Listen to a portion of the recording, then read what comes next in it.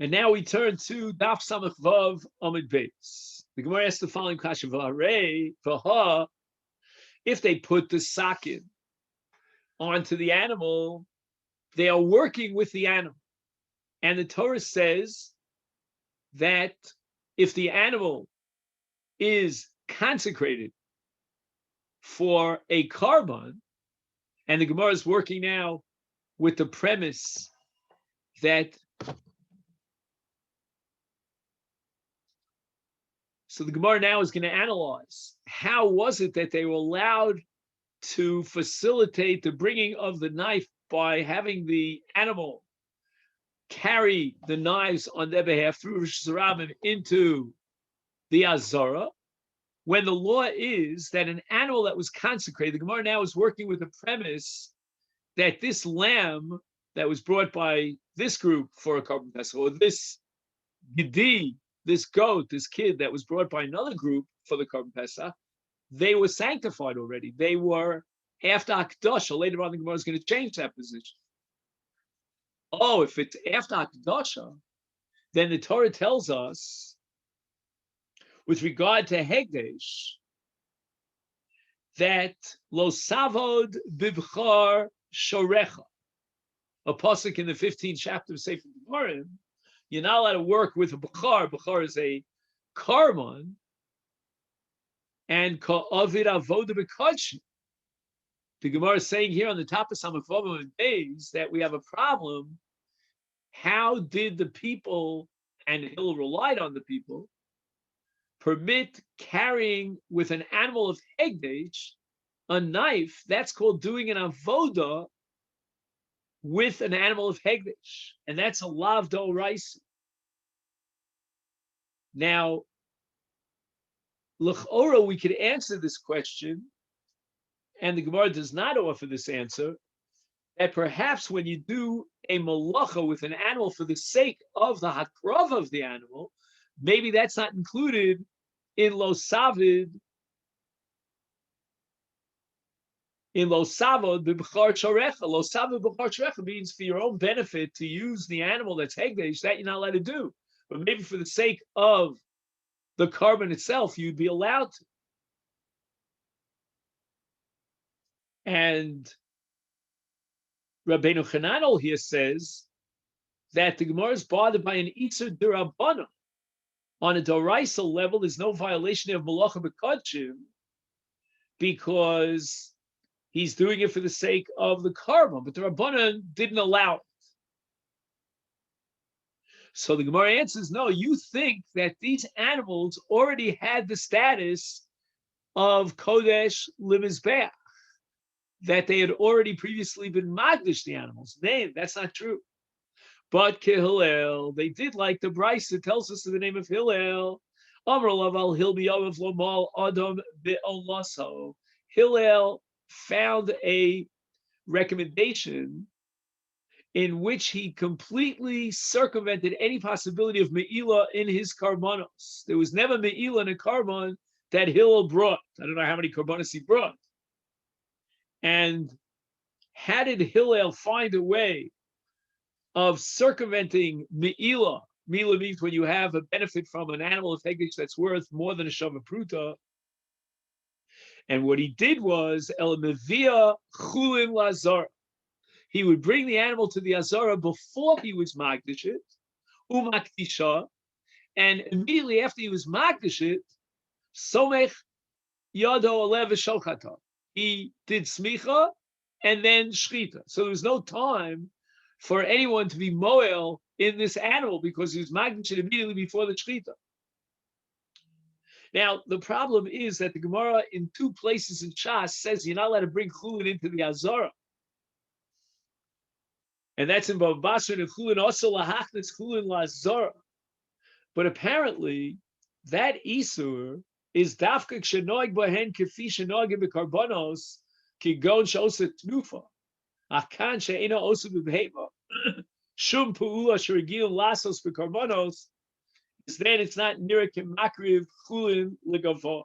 So when the Gemara says you cannot bring a korban, I should say an animal, which is now chulin into the azara, That's in a case where he's going to use the animal in some form or another. But here, when he's bringing it into the Azara for the purpose of being magdish it and being choketed and being makar it, that's not a violation of asur lahachnis chulin lazar. And the Gemara assumes now that that's what the people adopted. This practice of Hillel was adopted widely by the populace at large, and therefore, when they put the knives into the wool or the between the horns of the animal, that animal was still chulin because it was on the way to the azar. The animal was only sanctified when it got into the azar. There was no problem of violating the pasuk lo sava b'bchor shoreh. The Gemara asks the following question: "But Pesach b'Shabbos heichi motzi magdish le." You're telling me that they implemented the eights of Hillel and they were only magdish the animal when they got into the Azara. But wait a second, it was Shabbos. And the Mishnah at the end of Beitza says that you're not allowed to be magdish an animal or anything on Shabbos. No akdoshas on Shabbos. And with Pesach, with Shabbos, Heichi Motzi Magdish Le'Vot. Now we have a Mishnah at the end of Beitza, Ein Makdishin. We're not Magdish anything, L'Shem Shamayim, on Yom Tov, and certainly not on Shabbos. V'chein Ein Ma'arichin. When a person says Erkiolai, or Erech Ploniolai, I mean, there's a whole masech about this, he obligates himself to pay a certain sum of money, that's called Erchin, to Hegdish. And we're not allowed to do that on Shabbos, take upon ourselves that pledge and that vow. There's another form of a pledge in which we give something of value to Hegdesh when he says, Hare behemazu cherem. And when he says those words, then he has to bring the animal or its value to Hegdesh. So all these above are considered like mekach umemkar. It's like engaging in a monetary transaction, which we're not allowed to do on Shabbos and Yom Tov. Even if we don't write anything down, we're afraid that maybe you'll write it down and create a document. The Ein Magbi and Trumas of Maestros. This is also a form of Mekach Memkar of Hakna, because you're transferring the ownership over your payros to Shevet Kahuna or Shevet Leviah. Kol Elu, the Mishnah says at the end of Beitza, B'Yom Tov Amru Kavachom B'Shabbos. The Mishnah concludes with the finale that all these Isurim apply on Yom Tov and certainly on Shabbos, which is more common than Yom Tov. But what we're interested in now is Ein Makdishim. So how could they implement the Eitzah Tova of Hillel on a Shabbos? I mean, I understand the rest of the week. It's a great counsel because we bring the animal into the Azara and then we're Magdish. That's fine on Yimei Chol, but you can't do that on Shabbos. So the Gemara answers, Hani Mili, when does that enactment of the Rabbanon, that prohibited Hakdeshos on Shabbos and Yom Tov apply? That's only Bechovos, She'ein Kavulem Zman.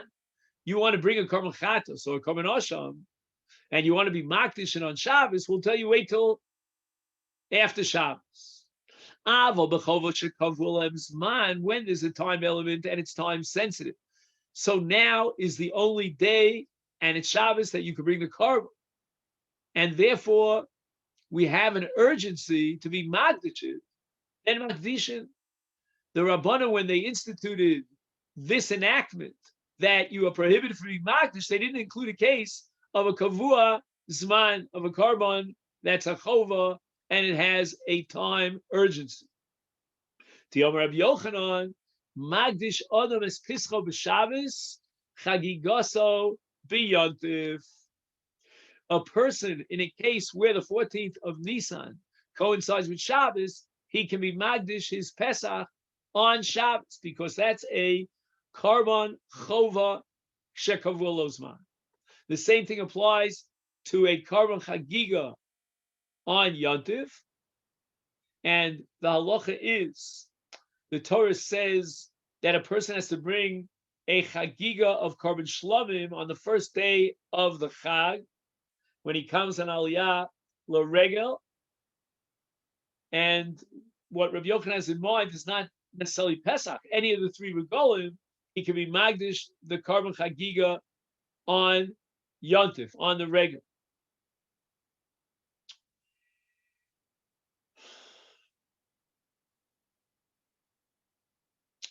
Now, we should know that later on we're going to learn that a chagiga is not dochas Shabbos. But we're not talking about being dochas Shabbos here. We're talking about a chagiga on Yontif. And since the Yisur Aggadeta applies even on Yontif, then Rabbi Yochanan's leniency allowing you to be magdish a chagiga on Yontif is basically a reflection of what we've said with regard to being magdish a Korban Pesach on Shabbos. It's the same idea that we're going to override or set aside on the other side the enactment and the Isur of Aggadeta for the sake of a Korban, and in the case of Pesach, Chova, Kavua Lezman. Same thing in the case of Chagiga. On the first day of Yontif, it's a Chova, Shekavua Lezman. Now, we should also point out that one could have argued that we don't violate the Isur D'Rabbanan of Hekdeshos on Shabbos or Yontif if you could have done it on Erev Shabbos or Yontif. But now we're holding like Hillel, and in order to circumvent Me'ilah and not to expose and be vulnerable to the possibility of violating Me'ilah, we'll wait to the last minute, and that's enough to consider it as if it's not Efshal Asosa May Erev Yontif. Gemara now asks another question. The Torah tells us in Shmos Perek Chaf, which we'll read in Mirtzah Shem, not this Shabbos, but a week from the Shabbos, Lo sasa kol malacha ata ubehem techa. That not only are we enjoined as human beings from doing malacha on Shabbos, we're not allowed to have our animal do malacha.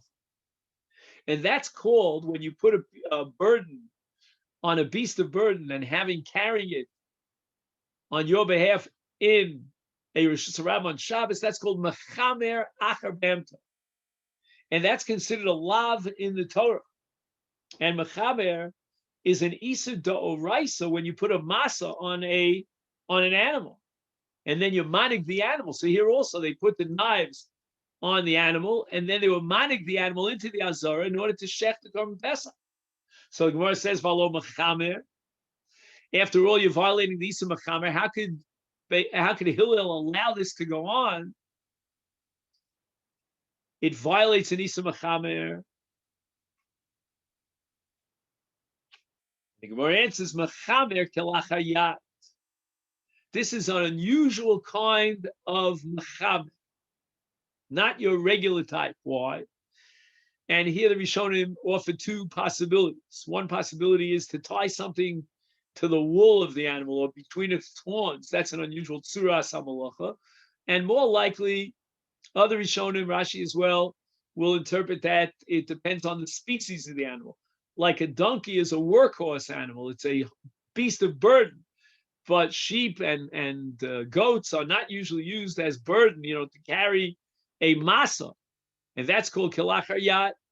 So now, what's the status of mechamer kelachar yat? Are we saying that that's mutter? The Gemara asks, mechamer rachiyat nami dehidi surah d'oraisa like isura d'rabbanan miya'ika. You have to grant me that d'rabbanan we prohibit mechamer, which is a lav d'oraisa on Shabbos, even if you do it kelachar yat in an unusual way. And the Gemara answers, hainu d'kaboy minei. This was the question that Bnei Beisera were in essence asking Hillel. They knew when they asked Hillel, what should we do if we forgot our knives behind? And now it's Pesach and it's Shabbos. How are we going to be Mekayim the mitzvah of Shchitas HaPesach? They knew that there was an option of having the animal carry the knives. They weren't stupid, but they felt that there would be a violation here of Mechamer. And even though they knew it was unusual to use this kind of animal or to carry for the animal to carry in that way, but nevertheless it's awesome in Rabbanon. So here's what they were asking Hillel, the depth of the question of the Bnei Beisera. In a case where this is not a normal animal for Mechamer, or this is not a normal way that the animal would carry a bird, so that we're talking about something that midoraisa does not qualify as mechamer, and there's no violation. Ella what var shvus omed lefanav, that the Rabbanan had a shvus and they enacted a prohibition, even if you're doing this mechamer kelacha yad, and therefore li'akro kelacha yad. Now b'makom mitzvah, what do we do for the sake of a mitzvah? When the Rabbanan introduce a shvus and they prohibit, in this case, carrying something on the back of an animal, which is mechamer, but it's kelacha yad, do they insist on applying their shvus even b'makom mitzvah when we don't have another option to be mekayim the great mitzvah of Pesach? So maybe in this circumstance, perhaps the Rabbanan would set aside this shvus and allow us to use the animals to carry the knives. So he'll respond to them, Halacha zu shamati v'shachachti ela, anachlem l'Yisrael b'nei neviim hem b'nei neviim hem. And he'll said that I learned this halacha way back when from Shmaya Vavtali, but I don't remember what I heard. But look at the people, and if that's what they're doing, and obviously it's mutter, and we're going to override an Isa Mechamer Shvus, the Rabbanon, for the sake of the great mitzvah of Korban Pesach.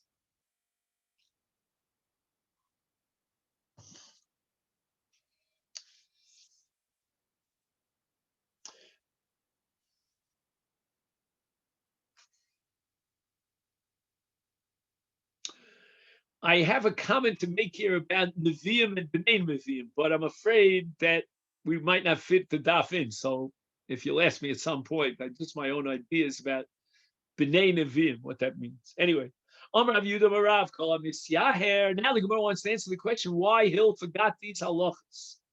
And Misyaher is Miloshin Yuara, which is Gaiva. If a person lords it over someone else, Im Chachamhu Chachmasam Istalekes Mimen, his wisdom will be removed from him on a temporary basis as a punishment for his gaiva. All right, that we'll see from Dvorah. But the first part is we see this from Hillel. The Omar Mar, we saw in the Brisa, his chil Hillel mekantron. He started being mekanter them, the B'nai B'Seret. He was needling them bidvar with words that indicate that you are atzlanim and you didn't serve Shmaya Vavtalim, as if to say, well, I am greater than you because I served Shmaya Vavtalim. Ka'omar lahu. As a result, he had to respond to their question about how we get the knives.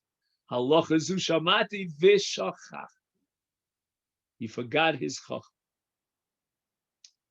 Now again, this is all because HaKadosh Baruch Hu is medagdek with the tzaddikim kechut asayra. After all, Hillel, as we said before, the name of the Ben Yehoyada, was not trying to build himself up.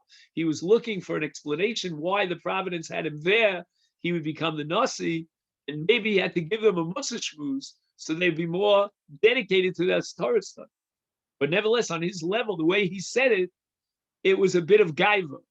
For you and I, it wouldn't have been considered gaiva. But for Hillel, on his level, he was the greatest honor of all times, except for Moshe Rabbeinu. For him, relative to his great level, it was a shtickle gaiva. It was a reach of gaiva.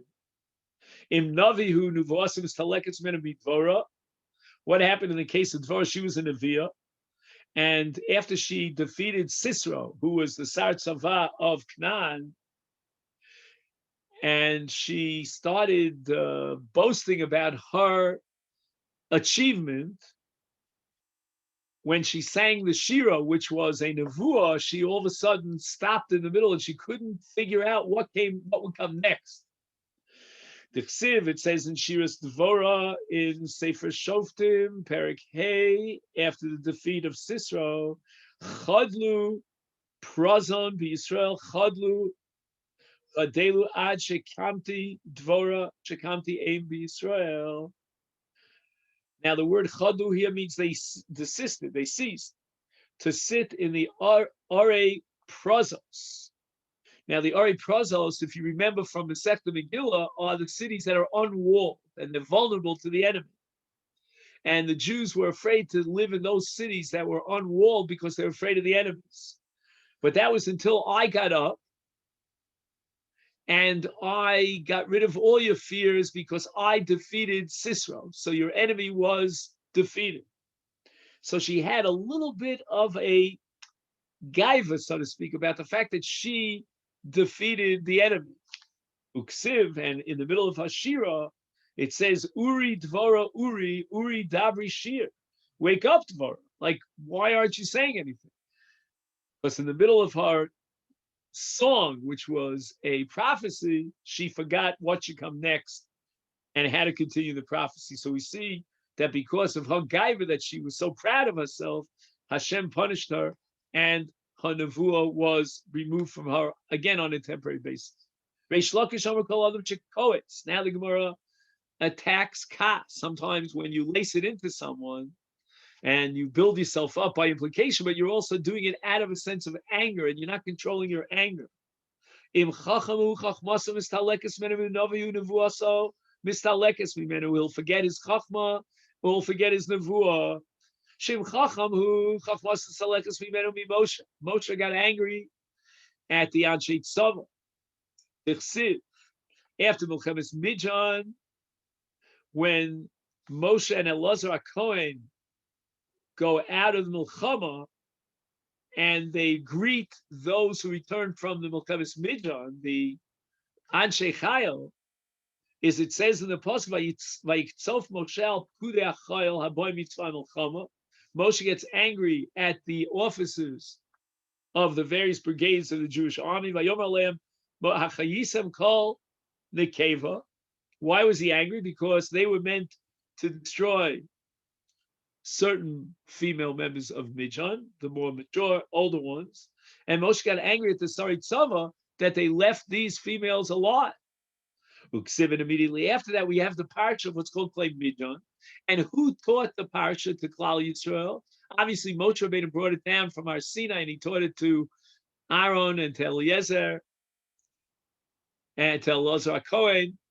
But the pasuk testifies, "Vayomer Elazar HaKohen el Anshe Hatzava aboy l'milchama zo skukas haTorah shetziv Hashem es Moshe," and he gave them the parsha of Hechsher Klei Midjan. Michlal to Moshe. Where was Moshe? How come he didn't pass on this Torah? It was hidden from him. And why? Because he had gotten angry at the Pekudei Achayil. Im Navihu, and he gets angry to Vuaso Mistalekes Mimenu. Now again, even Moshe Rabbeinu could have been punished with a siluk nevuah, but what happens is when HaKadosh Baruch Hu wanted to bring a punishment, he wants to bring it immediately after the incident. And the incident of Moshe was with regard to the halacha of Klei Midjan, and that was the parsha that followed immediately after Moshe Rabbeinu got angry at the Pekudei Achayil, and therefore HaKadosh Baruch Hu, to demonstrate that anger is a bad thing, he took away Moshe's chachma.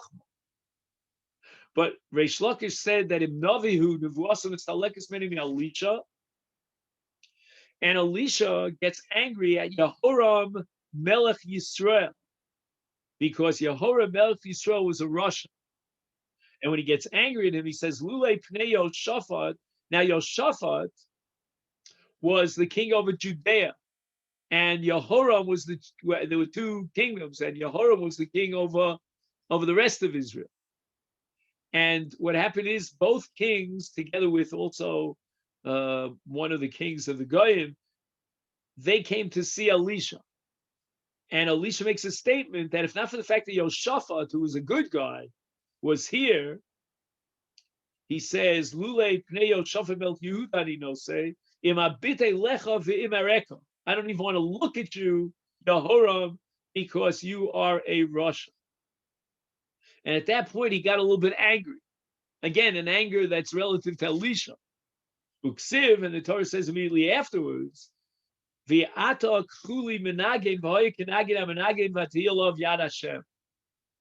Yad Hashem is a reference to the Nevuah, and he needed, because he got angry at Yehoram, in order to bring himself into a state of prophecy, he was dependent upon the Negina, on the various instruments, and the beautiful music that would remove his state of kas. But in his state of kas, it was gone. And only after they played this music then Vatiyal of Yad Hashem, then he achieved the Ruach of Nevuah. And once again, God is demonstrating that the Kas of Elisha was punished by the removal of his Nevuah, because immediately after he got angry, he had to call in the instrumentalists in order to put himself into a mood where he could receive prophecy.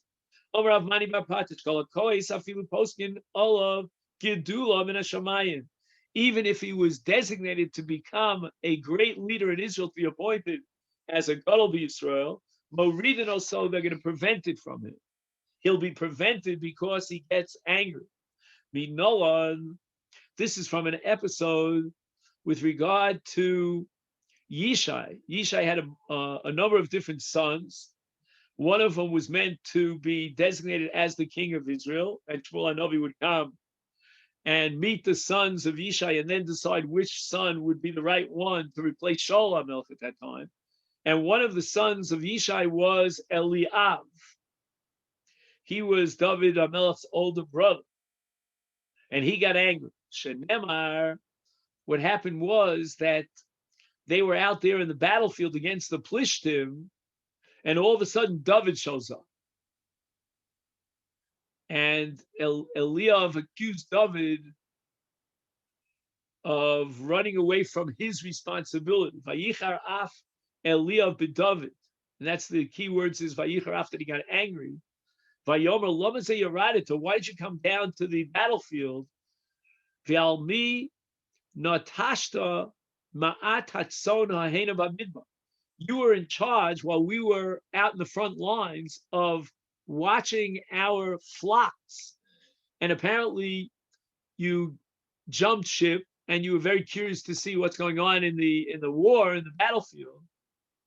Ani adati es donecha v'esro levavecha ki l'man ra'osa milchama yaraditi. So again, Eliav says very rough things out of anger against David, that David left its own behind because he was curious to see the milchama. And what Eliav didn't realize was that Yishai, the father, had actually sent David HaMelech to go down and bring the brothers food and supplies at the stay Hamarach. Now, what happens after this anger of Eliav? The Chi'azel Shmuel, immediately after Shmuel comes to Yishai, Lemivshechinu, and he wants to anoint the king of Israel. And Bikulu, when Yishai brought all the brothers, his sons, in front of Shmuel, he brought them all except for one, and that was Eliav, Siv. And Shmuel says the following: Lo bazeh bachar Hashem. He says that this is not the one that was chosen by God to be the king of Israel. Ubeliav, when he sees Eliav later on, Ksiv vayomer Hashem el Shmuel al tabeit el mar'eu val gova komoso kimastiu. All the other brothers, Shmuel does not need God to reveal to him. He says, Lo bazeh bachar Hashem. In other words, he knew that these were not candidates. But when Eliav showed up, at that point, Shmuel thought, oh, he's the right guy to be a Melech. But Hashem intervened and told Shmuel that he didn't want Eliav. Michlal, we see by implication, Havi Rachim le Adoidnu. Rachim le means he loved him, meaning Hashem loved Eliav and would have chosen Eliav as the king if not for this incident in which Eliav lost it. He lost his cool. He flew off, he was angry. He was a ragzon. And therefore he lost his shot at being the gadol. Now again, I don't think that this was a punishment for the sin of anger at that moment. I think what's going on here is that sometimes a person is an angry person and you only see that when it comes to the fore in one occasion. But once a person gets angry, then you can bet your bottom dollar that person is a ragzon. Again, you could write a whole book about kas, and there have been books written about kas, not only amongst the Goyim, but even amongst the Jews. Why does a person actually get angry, and what is it indicative of? It's actually a manifestation of deeper things. More often than not, an angry person is super sensitive and lacks in a self-image, and that's why he shoots off. But in any event, now we get back to the sugya of the source for both Pesach and Tamid, that they override the Shabbos. Ashkechan, Tamid, U Pesach, Didachu Shabbos. We've now established, based on Hillel, a source for both Korban Tamid and Pesach. They override the Shabbos. But Didachu Tumah Minole. How do we know that we bring the Korban Tamid, or for that matter, the Korban Pesach, if Rov Hatzibra Tmeim? What's the source for that? Amri, so they said in the yeshiva, Ki Hechi the Yolef Pesach mi Tamid, the Inyan Shabbos, Hochinam Yolef Tamid mi Pesach, the Inyan Tumah. We're going to accept the Gzeirat Shava that Hillel transmitted, and the Gzeirat Shava is a two-way street. And just like we derived from Tamid to Pesach, as far as Shabbos is concerned, we're going to derive from Pesach to Tamid as far as Tumah is concerned. So the Gemara says, Pesach Kuf Minolan. Very nice. You're assuming that Pesach is brought even if Rov Hatzibur Tmeim, and from there you're going to jump to Tamid as a derivation through the decision. How do you know what's the source that Pesach is brought B'Tumah? And here on this point we have Machlokes between Rabbi Yochanan and Reish Lakish. I don't think it's a halachic Machlokes with an Aggadeta. It's a Machlokes in terms of how to derive. Amar Rabbi Yochanan, the Amar Kra, the pasuk says in Parshas Paloscha, in the context of Pesach Sheni, each kiyeh tamei lenefesh, o b'derech rechok lachem l'dorsam, l'dor seichem, v'asa Pesach Hashem b'chodesh hasheni b'arba'asar yom ben arba'im.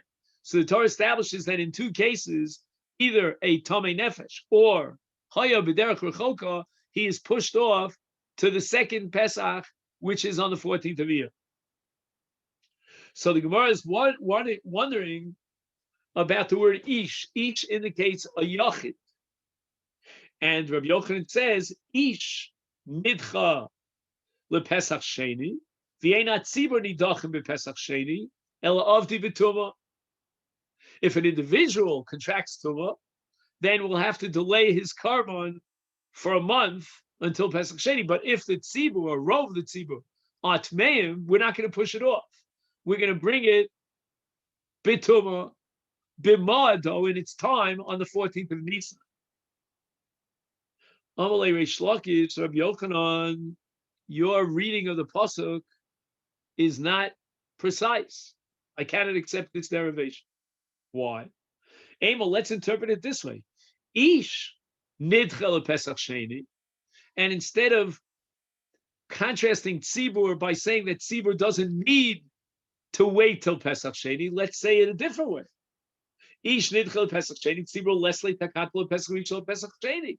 Maybe the Torah is telling me that if rov hatzibur atmeim, then there is no Korban Pesach. We're going to completely remove the chiyuv of Korban Pesach on that year, whether it's for Pesach Rishon or Pesach Sheni.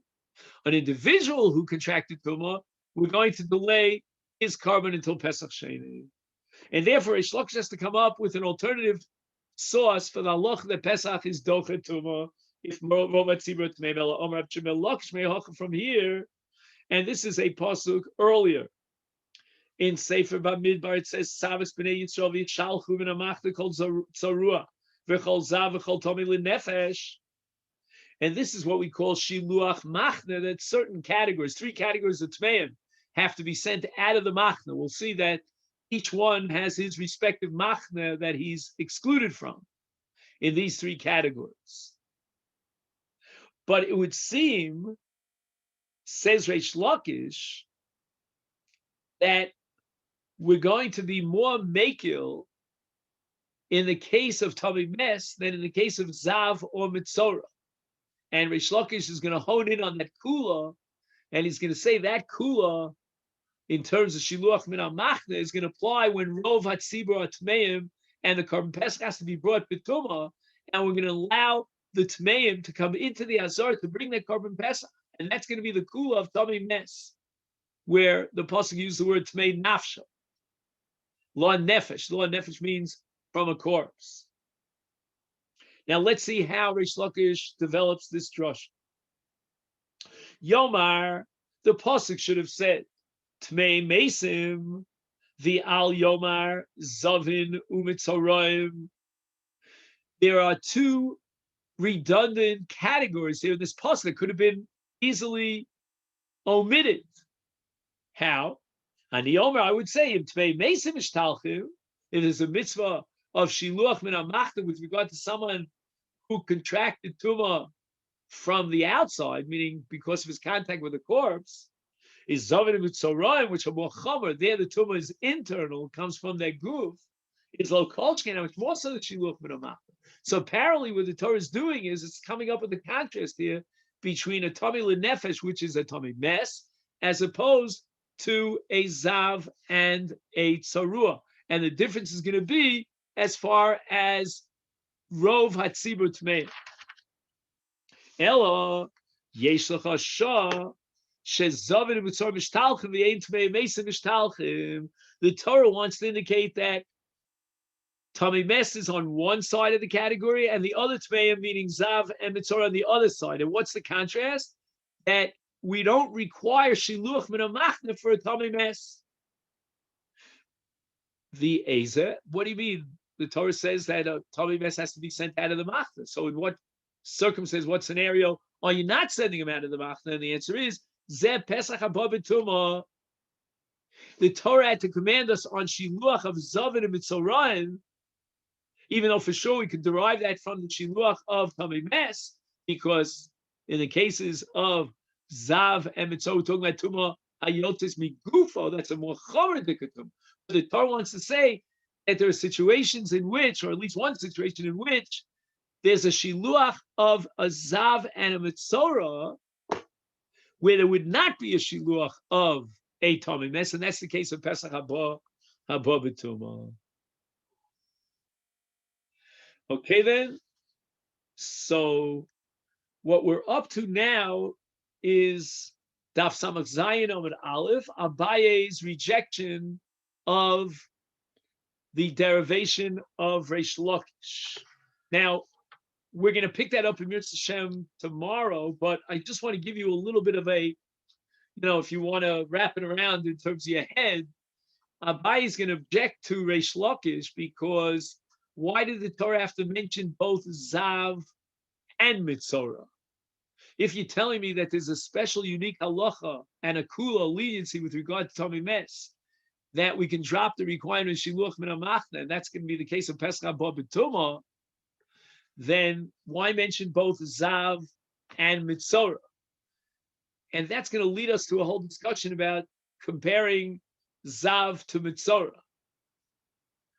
And the next couple of blot Gemara, I'm just warning you, are almost as challenging as Reb Chanina Skan Kohen. I get chills when I even mention those words, remembering the nightmares of trying to get through those 7 blot Gemara. But here it's a little bit easier. But also we're going to get into Tumah V'Tara and some of the nitty-gritty details. We'll get like an overview of Taras here with regard to Zav and Mitzorah. So that in Mitzvah Hashem will be our challenge for tomorrow. So I wish you all a great day.